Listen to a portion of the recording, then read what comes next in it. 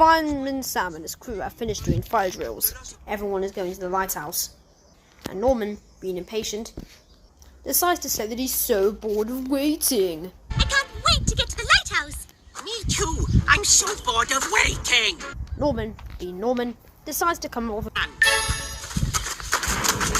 That's if we get back in time. Oh no. Oh no. Don't tell me Norman's got a bad plan. But this wouldn't be a Fireman Sam episode featuring Norman without Norman having a plan. All the firemen are doing the fire drills still. No it wasn't. And you know it's even bad when he lies to his mom. Of course he does. By you trying to get out of washing Mike's van, Norman Price. I'm sorry, ma'am. And I'm sorry for all the trouble I've caused. He usually says that he's sorry.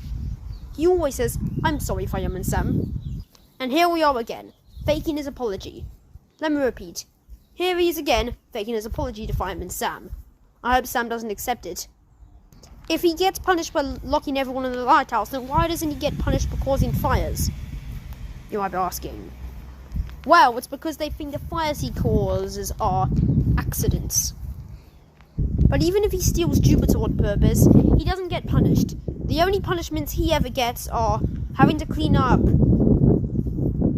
some vehicles around the town, like Jupiter or Mike's van, or in this case Mike's van, because that was the thing he didn't want to do, and he never gets punished for most of his crimes.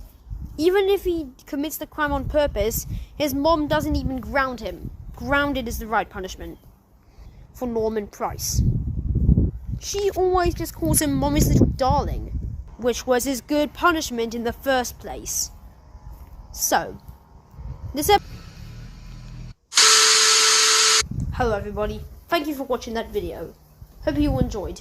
Make sure to hit that like and subscribe button because it really makes the channel grow to a bigger channel. Until next time, it's gabbing about brats, and I'll catch you in the next video. Bye, hit the road.